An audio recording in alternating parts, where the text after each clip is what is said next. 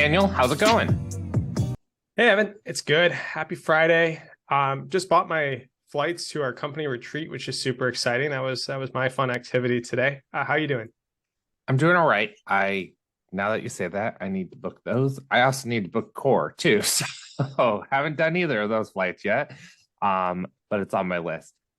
Doing well. I'm on puppy duty as well as you now. So pardon listeners if you all of a sudden see us disappear if you're watching the YouTube, or if all of a sudden you hear dogs barking in the background. We both are engaging on puppy duty. Well, today's episode is episode 5 of the Wilshire IT Revcast. We're calling it Client Engagement plus Growth equals Success. So that is today's episode. If you want to reference back to it, please feel free. Or if you have questions, please feel free to put that in your email to us. All right, Daniel, should we jump right in or? Yeah, I'm excited to see where this conversation goes. I think we'll start out with some introductions, then jump into hot topics. And I get the honor of doing our first introduction here. Not a first timer on the podcast. This is a returning guest here. Has been with Wilshire Group since 2012. Specializes in coding, project management, HIM. I've seen it all up front and personal on a client before. Does a great job.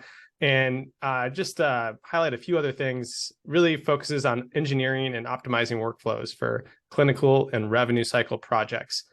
Then lastly, Wilshire's had some recent growth. We've highlighted a few of the director roles, and just want to mention that she's moved into the director of client success. So welcome, Jen. Thanks for joining the podcast today. Thanks for having me back. Had a great time last time, so excited for today. Well, perfect. I get to introduce our first time guest for them, but it's our second guest on today's episode. He is the co-founder and managing partner for us, responsible really for our strategic vision, client management, human capital development, really all things business. We reach out to this individual. So 25 years plus experience in healthcare finance management, former member of HFMA. Welcome, Hank. Good afternoon, guys. Evan, Daniel, very glad to be finally invited to a podcast and be able to participate. And just to add a little personal note, we are also in the market for a new dog. Lost our golden retriever about 6-7 months ago, needed a little time, and now we're in the search for a new furry family friend. Well, when you decide narrow your breeds down, check with several of us, because we all have a wide range on the TY page. I will. I go from giant to teacup, so at my house. All right. Well, for today's hot topics, sticking with the theme of the show around client success and client growth and engagement, we thought maybe we would talk a little bit first about what is our growth here at Wilshire and where have we come from, and kind of how we kind of grew out of actual operations and then were formed. So, Hank, can you give us a little brief history lesson on Wilshire and kind of how we were formed and how we've started our own client engagement and success going forward? Sure, I'd love to do that.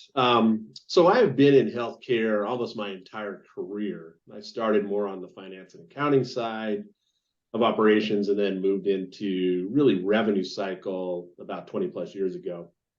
So I've seen a lot of different companies, consulting companies, other vendors come and go, and really felt there was an opportunity to develop a firm that was really focused on developing kind of true partnerships with their clients, staying focused on where our expertise was, which at the time we started has continued to be, that's been in supporting revenue cycle from beginning to end, and now really a focused revenue cycle shops that are running Epic. That wasn't initially on our business plan. That kind of came in a few years after we got started, and we took our first big client live on Epic back in 2009. But really kind of focusing on, being that true partner with our clients. They can be there when they need us, always available to them if they just have questions, but across all of their needs in the revenue cycle, whether it's implementing Epic, adding new acquisitions and integrating into Epic, optimizing their applications, project management, temporary management, really all those pieces that we can kind of fill those needs for our clients, kind of soup the nuts, and really be that true long-term partner. With that, Hank, can you, I know we've had Gretchen on many times, and we also had Thea come on for an episode now too, our part of the original co-founders. From an operations perspective, what really are those key things that you guys look at from operations to make sure that we maintain having, the focus of the client or that partnership going forward? Yeah, I think, the industry has really, really changed. And it depends a lot of what type of vendor partnership you're looking for. But I think what most clients, healthcare systems are really looking for today is really that partnership. Someone that can listen, support their initiatives, provide true value to kind of move those initiatives forward, and continually offer advice and input to where there's opportunities that maybe we're finding at other sites that some clients haven't taken advantage of, but just that constant kind of feedback and input into our clients to really drive their success as they move forward across their journey. So and really, one of the no, go ahead, Jen. Oh, I was just going to say, I think one of the things that, for me, kind of differentiates Wilshire is that, so I, a little bit of personal history. So I met Hank and Gretchen back when I worked at Epic, and I was an implementer on one of the Wilshire Group's first big customers. And so then when I left Epic, I moved into consulting and came directly to the Wilshire Group. And so I think what's interesting about the makeup of our staff is that we have people who have many years of operational background, who have worked with healthcare systems that have implemented or optimized Epic. Then we have people that have more of an IT or Epic background, who have worked in the industry long enough to gain operational experience. And so I think that that's something that makes us a little bit different maybe than some of the other consulting companies out there, is that we have both sides of the coin, as opposed to just one or the other. Yeah, your my path are exactly the same. I also worked with a Wilshire client back in my Epic days, and then directly headed to Wilshire after. I know, Evan, you and I oftentimes highlight the differences that we have in our backgrounds as the co-host in this podcast. I think it adds to the nature of Wilshire that there is that mixed kind of areas of success or expertise that we have. Yeah, I mean, highlighting on that too, I think, being a former Wilshire client actually is, I think I throw that other spin, right? Like of saying, okay, here's an organization that really has made sure, like as a client perspective, that the success of the client is always maintained even after the engagement ends, and maintaining that relationship. I mean, 10 plus years later, when I was looking for a new adventure, Gretchen and Hank were right there to swoop me up.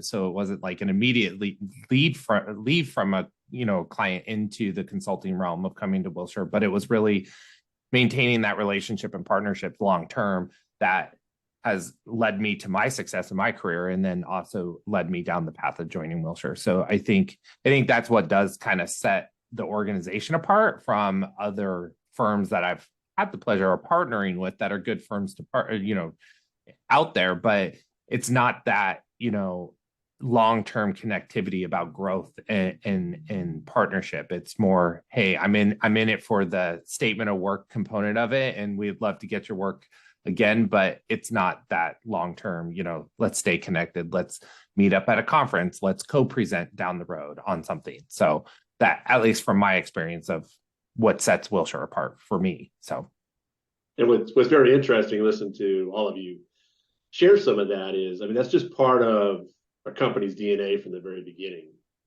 Gretchen and I were very focused on really ensuring that we hired kind of the best and the brightest that was available across the country, so that would really shine through with our clients. So as we obviously meet a lot of good individuals through other consulting companies, sometimes it's through client engagements. Many of you know, we've picked up a lot of people that have decided to kind of leave Epic and move on.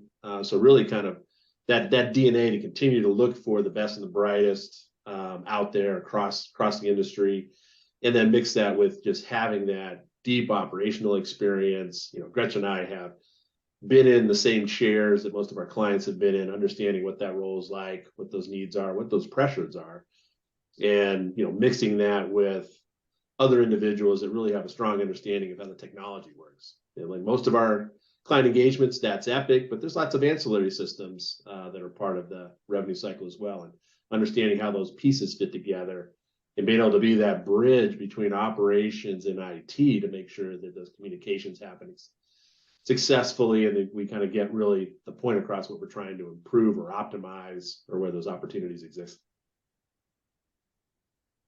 I think that's one of the things that sparked us even doing the podcast, right? Is saying, hey, we're learning all of these experiences from our clients and from our own personal engagements. And how do we now broaden to get out to all of you listeners, the education that we're learning as well? And I think that, changes our path as well to say, hey, here's ideas, here's strategies, here's things. And it's all free coming from us, from that perspective of saying, hey, we just want to get education out to our peers within the community. It doesn't matter whether you're a client or not. We really want healthcare to be successful across the board, and love you that. So it's been fun. I mean, from my perspective, that being able to provide education is just fun to everybody. I'm going to take us in a slightly different direction. I know everyone here has mentioned that they've been working in healthcare and Epic or IT or whatever role you've been in for a very, very long time. Probably have seen a lot of change. I know, Hank, you mentioned earlier, even the Wilshire Group has developed and changed a lot over the years. Jen, question for you here is client engagement, thinking about how we engage with clients, how clients expect us to engage with them. How have you seen that develop over the years in your time at Wilshire and your different interactions with clients? Yeah, it's a very, not just over the years, but also a very client specific, unique relationship, because, you can have many different types of scenarios. I know my first engagement with Wilshire right after I left Epic, I was the only one from Wilshire on that particular customer. So it was just me. Then moving to like our first kind of that I was a part of big team maybe 7 years ago, where we had 5 or 6 people on there. And so as a small consulting company, as a boutique consulting company, we can have those different types of engagements. We may have 1 person on there, we may have 6. And so I think that the expectation in the industry over the last 10 years has definitely shifted from a staff augmentation type of mentality to more of a strategic partnership. There's still definitely need for staff augmentation, obviously, and there always will be. But I think that the consulting companies that are still standing are the ones that are able to provide kind of that strategic partner. And whether that is with, one consultant who is, helping you for a specific amount of time or for a specific project, or a team of consultants that are helping you, change your strategic direction over the course of, a several year engagement. I think that that's where we've seen kind of Wilshire find our niche and kind of grow according to those lines. And that's what I've seen, in the 10 plus years now that I've been at Wilshire. Well, perfect. I think now's a good time to take a quick break, and we'll be right back.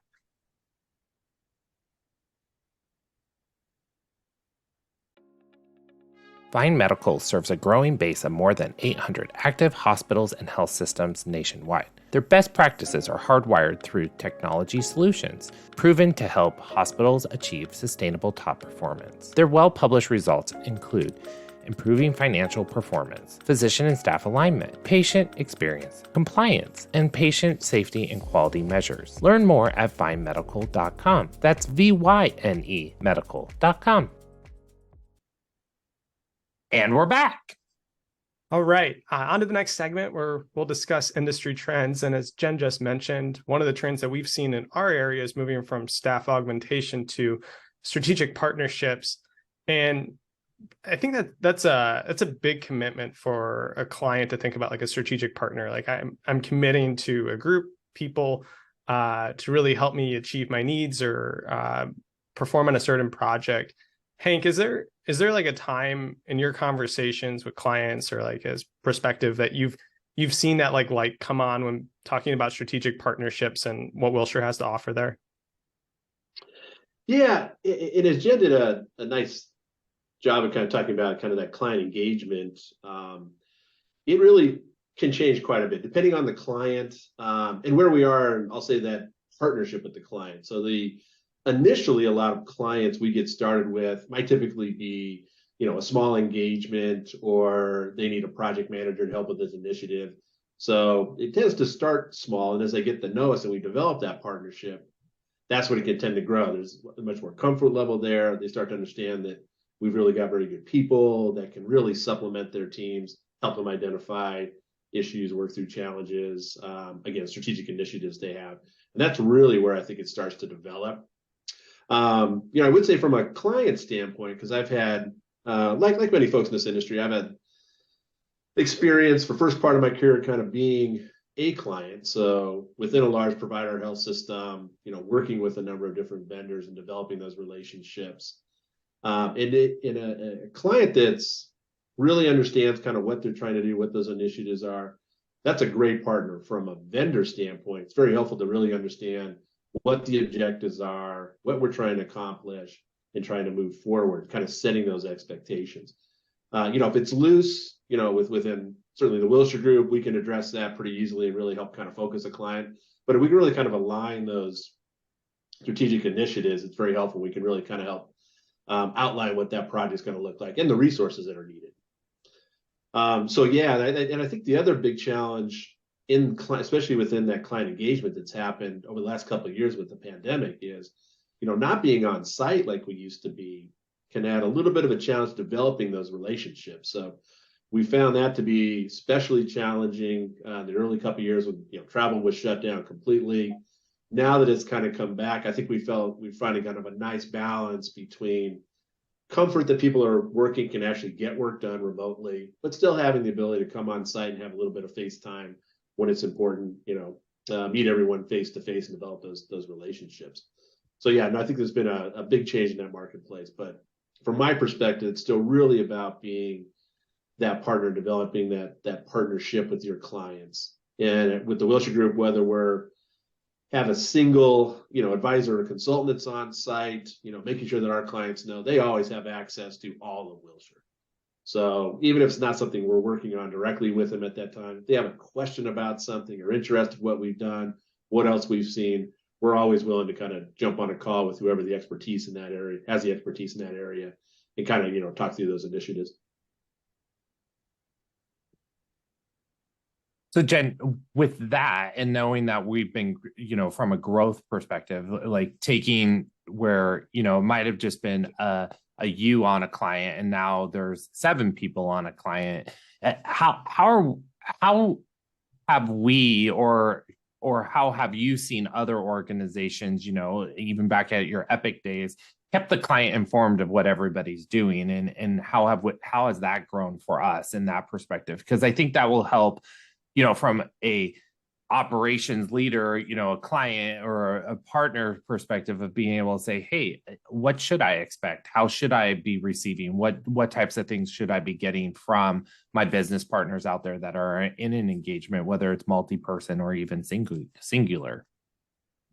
Yeah, absolutely. I think at a very basic level, we pride ourselves on being the type of partner that we have close relationships with multiple people at different levels of the organizations that we're working with. And so all of our customers should feel and do feel that they can reach any of us, via text, via call, whenever they need something. And I think that differentiates us at a very base level from some of the other larger potential organizations. They know us on a personal level.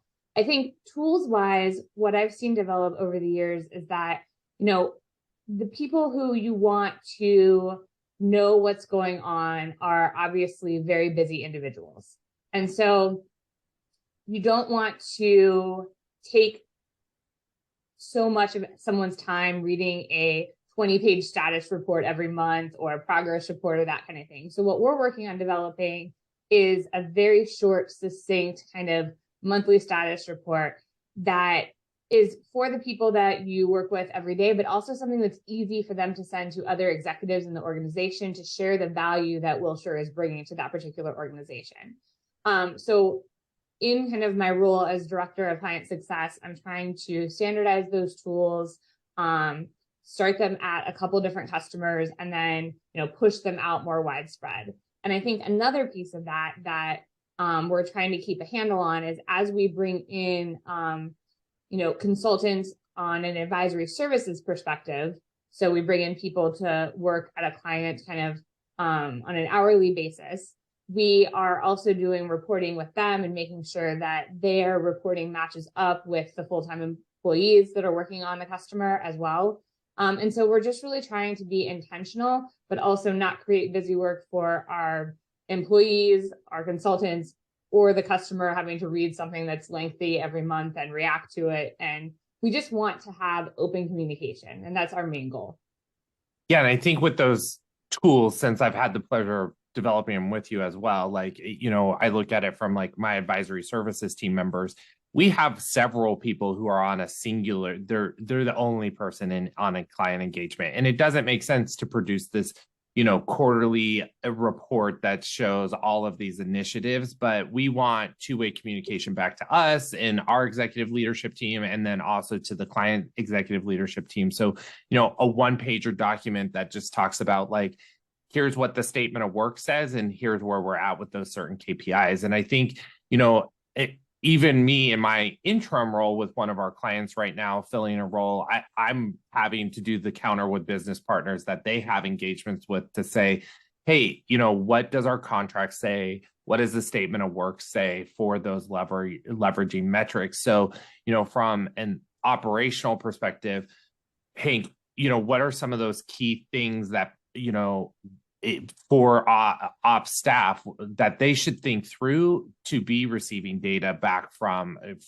a Wilshire or a Jen over client success in that regards? Yeah, as Jen commented on, it's such an important piece of really maintaining that partnership with our clients. When someone engages us, it's not inexpensive. So, resources are not cheap. Those invoices are going through, they're showing up on departmental expense lines. And it's important for us to make it easy for our client partners to know exactly what we're working on, what it is that we're accomplishing. So at the end of the day, somebody's always going to ask, well, we spent $500,000 on the Wilshire Group, what do we get for that? So being able to constantly remind our champions that are on the clients we engage with what it is we're doing.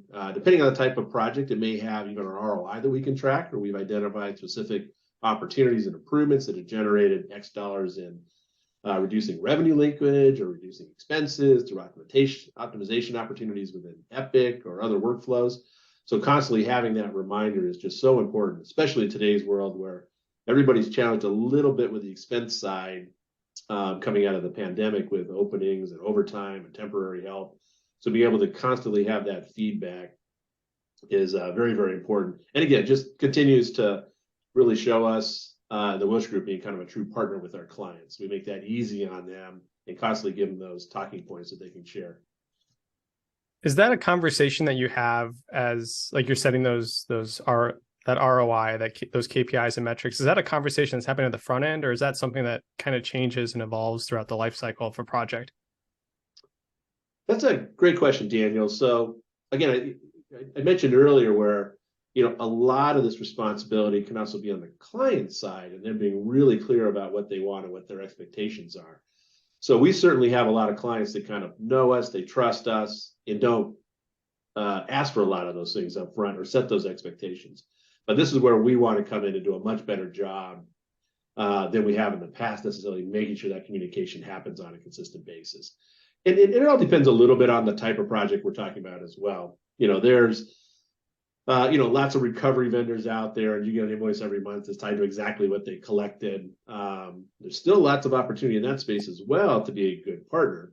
But some things are a little easier But then potentially some of the large projects we work on where it's, might be a little bit of filling some gaps in management or project management, plus working on initiatives, plus the identification of opportunities we find.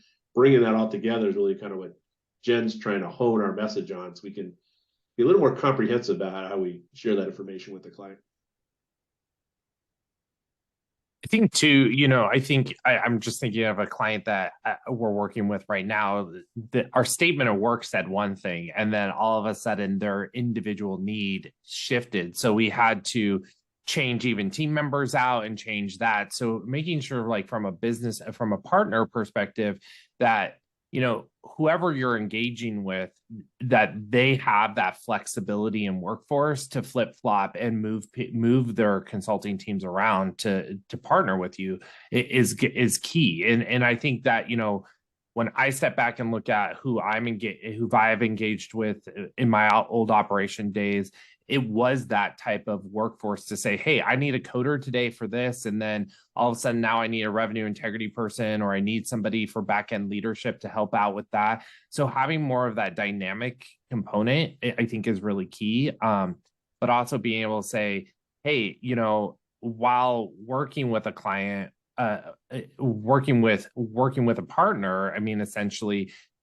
if their need does change, how do we do that? So one of our groups right now, we have 2 individuals working on a smaller, they're filling in an interim position, but they've identified through their work, like, hey, there's opportunity for us to come in and change how we automate some of this so that the work doesn't just keep coming into the work queue. So, I think that's partially what sets us apart is in our interim ability, we have them looking for, what is the word that we coin?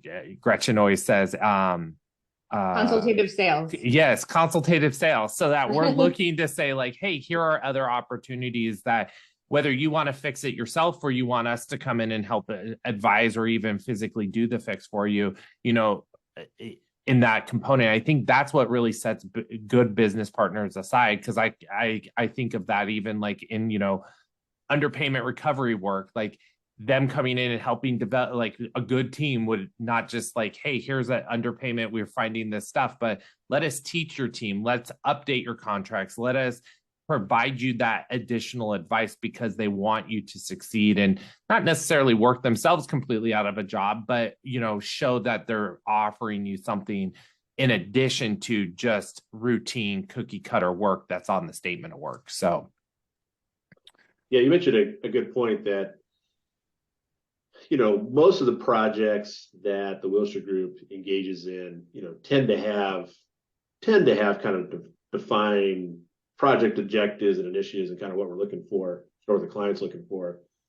And another, I think, component of being a really good partner is focused on that knowledge transfer as well, so that when it is time for the Wilshire Group to roll off, the whole project and all the initiatives we just put in place, the client don't just come kind of a screeching, halt and everything kind of fall apart.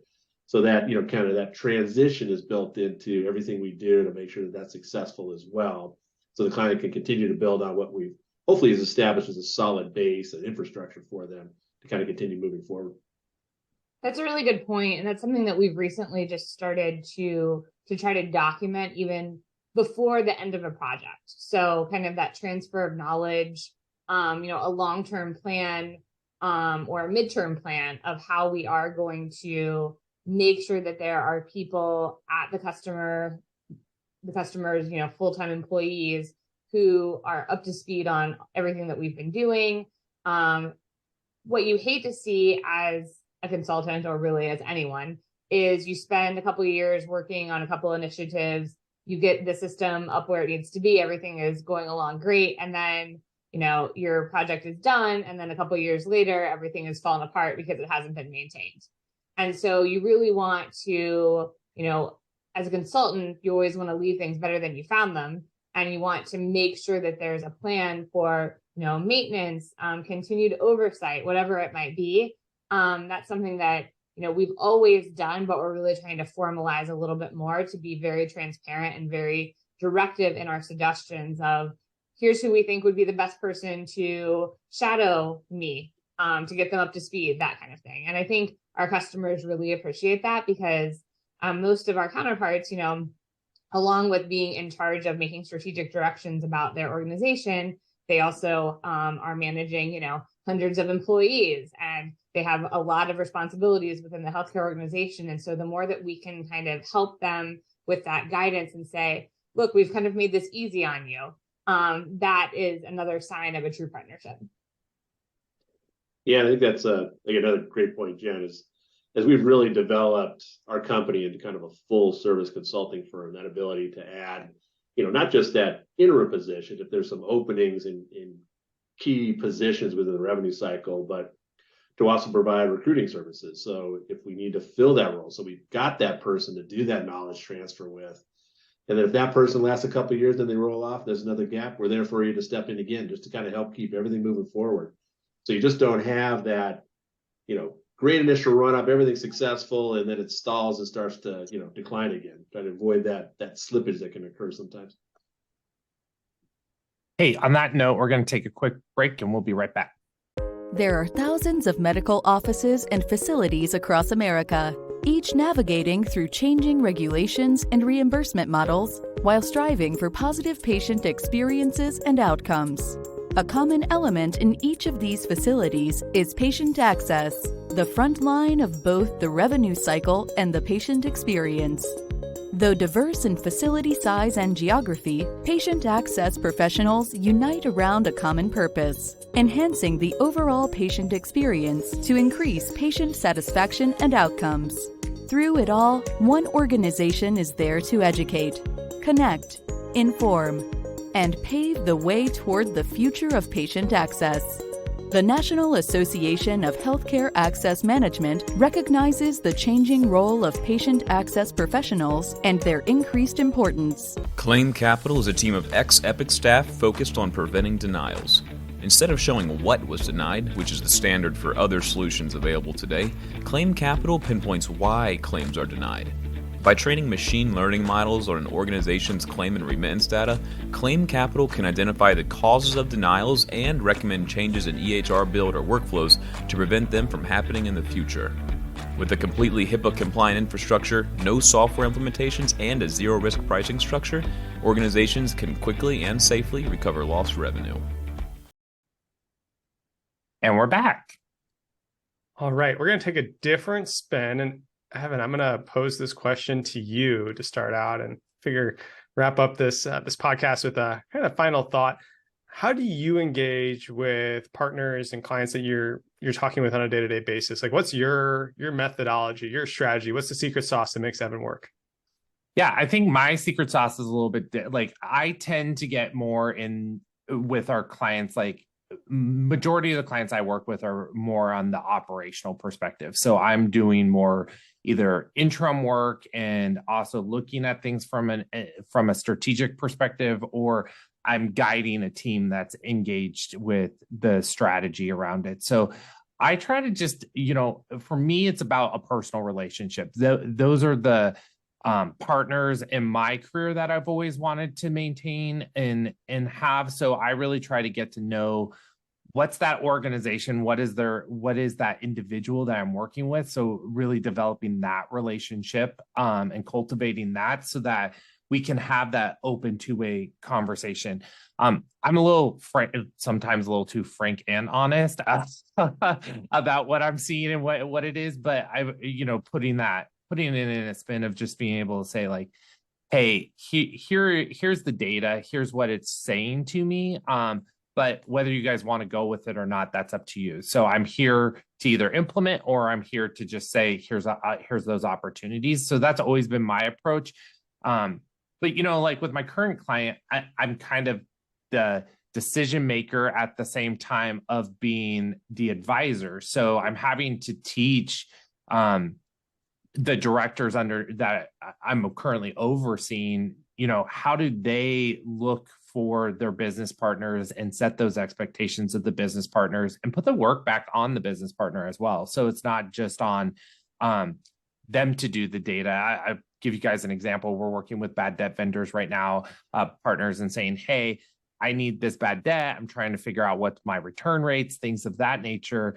And instead of me having to run all that data and see what's out there, going back to the partner and saying, hey, what are you showing, so that I can compare it to my own data set and develop that relationship. So that's, I put that own expectation on me as a partner, with my partners, of saying, what is the data set that I need to be providing out, and being more forward thinking. That's just kind of how I change it, and making sure it's an actual relationship. Because when I leave this client, I want them to call me and reach back out and know that they have a lifeline regardless. And at least in the revenue integrity space, I've been able to do that with my other clients so far, and some of the operational perspectives, but I think it just changes the tone.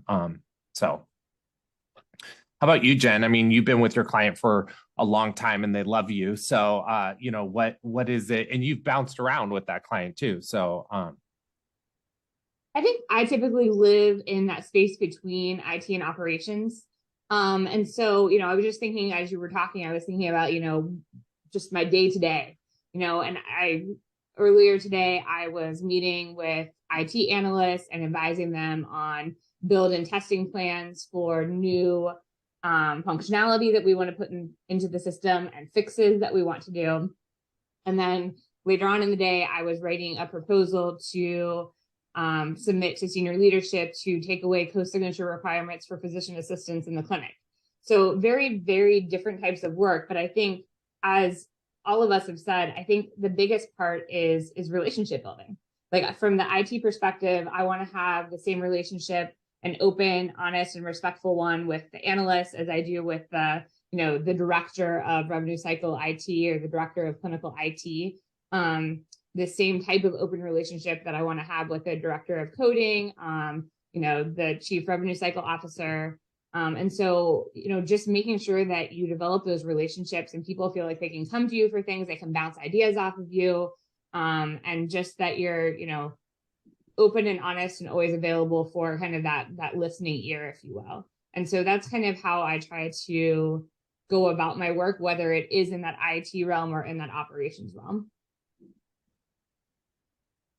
was going to say, for my current role, I'm going on 2 years now, and new project, so sticking around with the same client and different space. But I agree that, like, positioning between IT and operations, it's a difficult position to find yourself in and do really well. Being able to maintain the relationship with IT and operations. I know we've had in our podcast a few times the conversation about IT and operations don't work well together all the time, and something that IT says might be a little misaligned with operations, and there's a lot of conflict that can happen there, and how to manage that relationship. I know, in my role, I'm reporting. I don't really have an operational person. There's no everybody is my client. Everybody is my operational counterpart. And so empowering IT and having that relationship to be able to say, hey, we should prioritize this. This is a really important thing, and being able to help empower and steer them in the right direction has been where I've found my most success. I love how you put that, empowering IT, because I think that a lot of people in the IT realm maybe don't have the operational experience to know what to prioritize, or to know how something is going to affect, operations, whether it be, clinicians or revenue cycle users, whatever it might be. And so that word empowering, of giving kind of the background to IT and helping with that prioritization and direction setting, is a really valuable piece of the puzzle.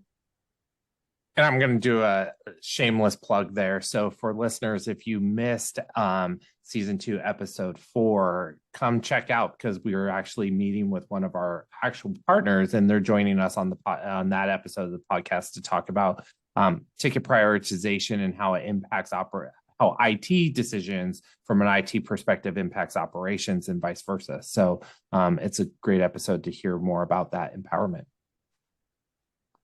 So yeah, Hank, how about you long term? What, you've been in the game the longest. Thank you, Ever, for pointing that out. It helps to have the reminder, right? That's what I'm here for. Do not do that. Yeah, it's very interesting to hear just even the three of your perspective. As you guys know, I have my role can be unique at times. So in the Wilshire Group, I'm engaged with clients as well. So I have specific projects or are helping to manage certain areas. And so I have that, client vendor partnership, as well as having kind of that direct oversight and responsibility, similar to Evan, to what you shared earlier. And, so in that role, I've got to hit all those key items you guys talked about, how I manage that relationship, plus all the expectations with, executive level in an organization of just kind of how that reporting works, that relationship with your, our clients' employees, and then our bosses at the client, not only in that vendor role, but also as an interim kind of employee role. And then I've got the unique position of being responsible for all of our projects. So if things aren't going well, being able to kind of come in, figure out what's going on, talk with our client partners about kind of what we need to do, where we're off a little bit, and kind of make those adjustments. So, kind of living on a little bit in all those different roles can be fun and challenging at times. But I would, also add to that, we've talked a lot about client engagement, those relationships between clients and their vendors. And, Evan, you touched on this a little bit.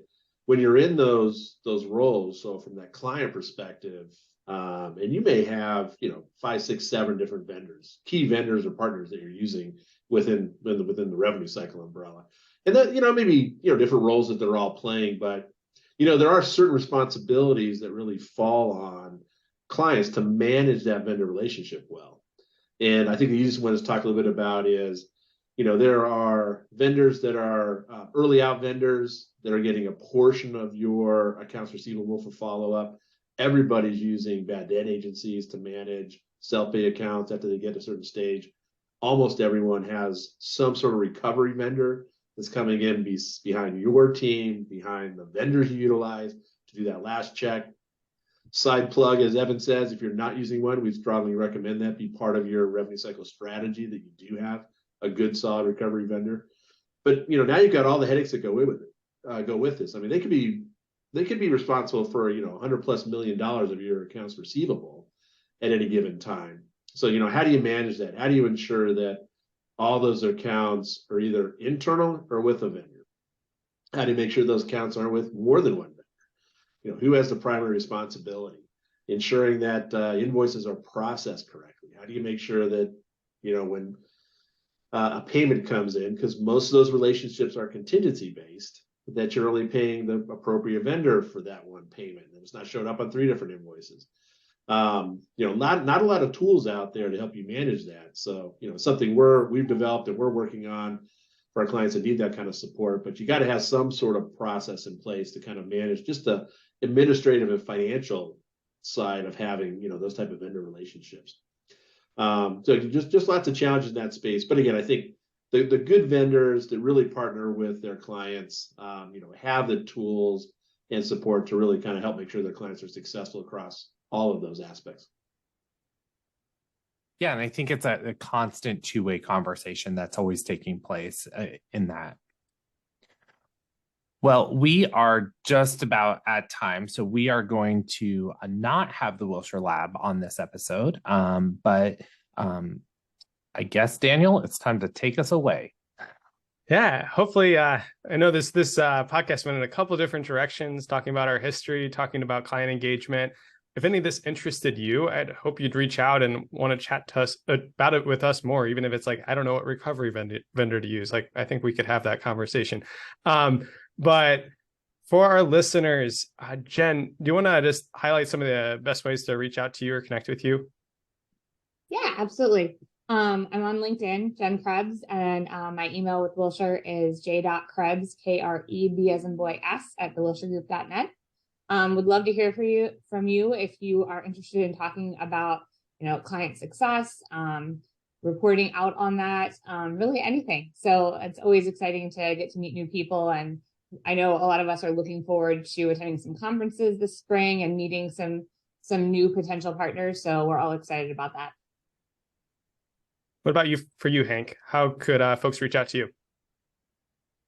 Yes, actually, same sort of thing. You can go to our website, thewilshiregroup.net, and find all of us. I'm also on LinkedIn, Hank Smither. Easy to find my bright, smiling face out there.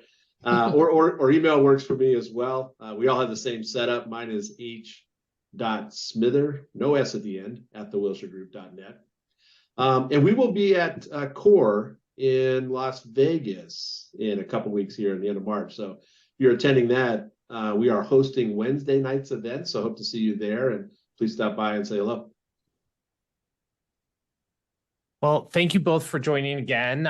Thanks for having this fun, engaging conversation. In future episodes, everybody, check out Tim Holland will be joining us to talk about vendor management, actually. So more about partner management in that regards, and some of the fun work and cool things that he's been creating for us here at Wilshire. Just a shameless plug again. This is episode 5 of season 2. So we are looking forward to seeing you on future episodes. That's it for us today. Bye-bye. If you liked today's episode, continue to join Wilshire Wednesdays. You can follow us on LinkedIn or Twitter at Evan_Wilshire. Daniel can be followed at Daniel_TWG. Wilshire Group at TWG Health. On Facebook at the Wilshire Group, or on Instagram at Wilshire IT Revcast. Remember, if you prefer to watch, come check us out at the Wilshire IT Revcast YouTube channel. If you have an inquiry, want to share your thoughts, or get additional information on today's episode, email us at WilshirePodcast@thewilshiregroup.net. The best way to support this podcast is to review, rate, and subscribe. See you next time. Bye-bye. The Wilshire IT Revcast is hosted, produced, and engineered by Evan Martin and Daniel Bianchini. It is executive produced by Gretchen Case, Hank Smither, and Spencer Thielman. The Wilshire Group. Experience you can trust, results you can count on.